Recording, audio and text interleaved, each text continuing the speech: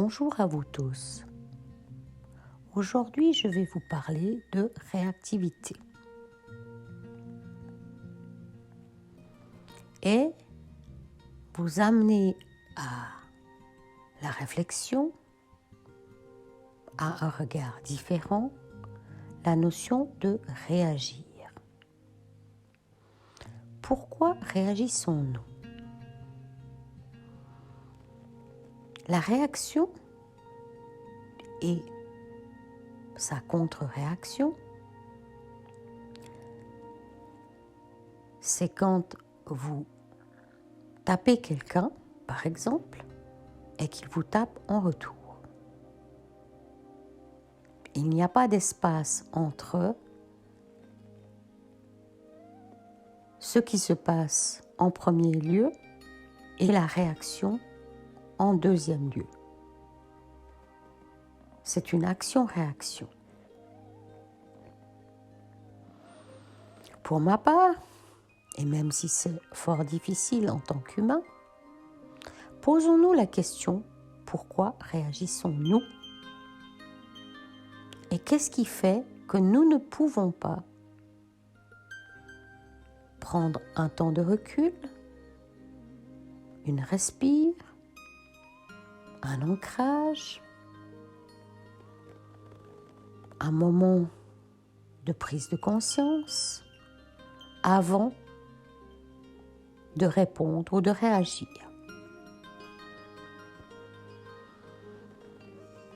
La réaction vient toujours d'un phénomène de peur ou d'un phénomène égotique. J'ai besoin d'avoir raison.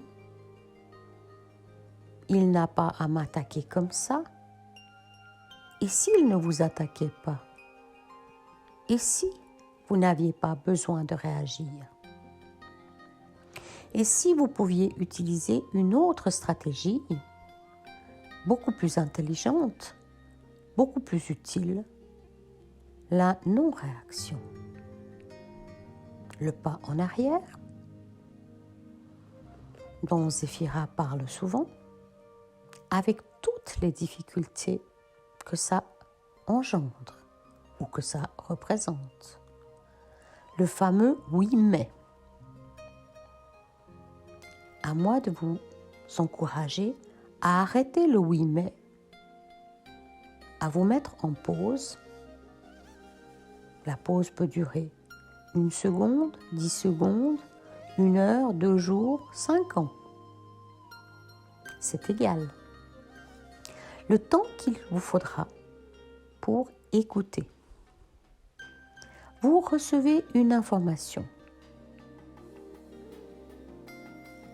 n'importe laquelle, et en général une information qui est considérée comme négative.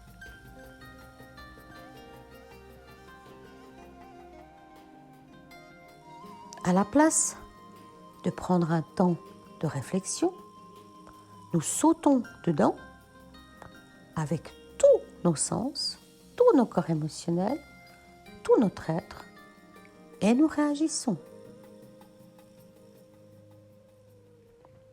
Je suis foutu, c'est pas possible. Et je gifle le gamin.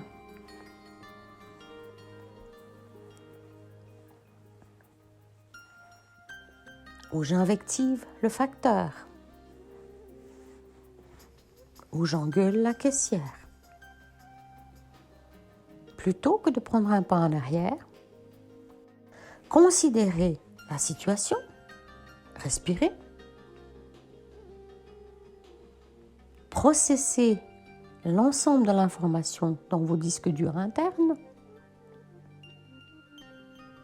Ok, d'accord, la caissière est stressée. Le problème, c'est pas moi, c'est elle.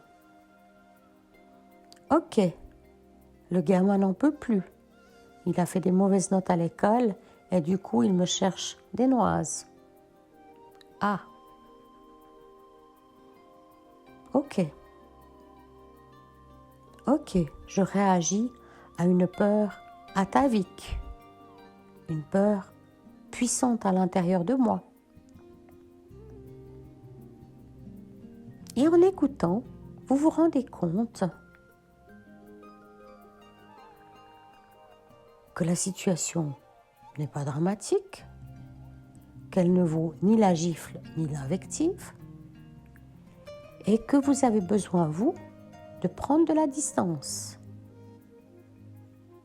Et parfois, il faut beaucoup de distance par rapport à ce qu'il se passe, plutôt que d'être dans une réactivité inconsciente. Vous vous sentez pris au piège, vous vous sentez malmené, vous pensez que vous êtes moins que rien, et votre ego réagit. Et la situation dégénère, et peut dégénérer de manière intense.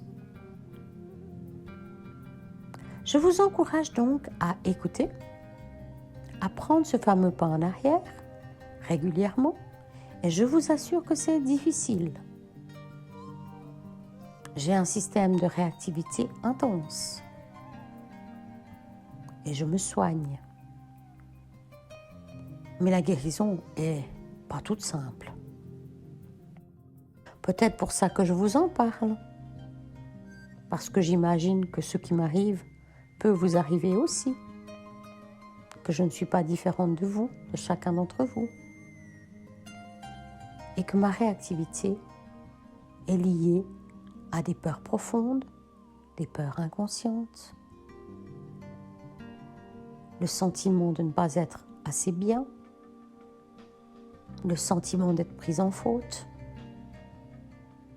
etc., etc. Observez votre vie, observez votre réactivité. Observez aussi les émotions qui peuvent aller avec la réactivité. Les larmes qui montent, l'envie de casser quelque chose, l'envie d'encadrer l'autre, et j'en passe.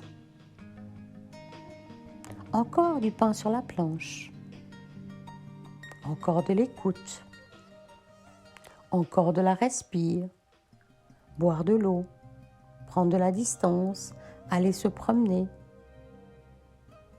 revenir plus tranquille, etc., etc. Bonne exploration de qui vous êtes, bonne exploration de votre réactivité, et vous allez découvrir qu'elle est intense, qu'elle est étonnante, qu'elle est même désolante, et qu'en fait, vous auriez besoin de vous demander pardon tous les moments, et pardon peut-être à l'autre, de l'avoir malmené inutilement, ou de vous être malmené aussi, parce que quand on malmène l'autre, on se malmène soi. À bon entendeur et à bientôt pour une prochaine vidéo.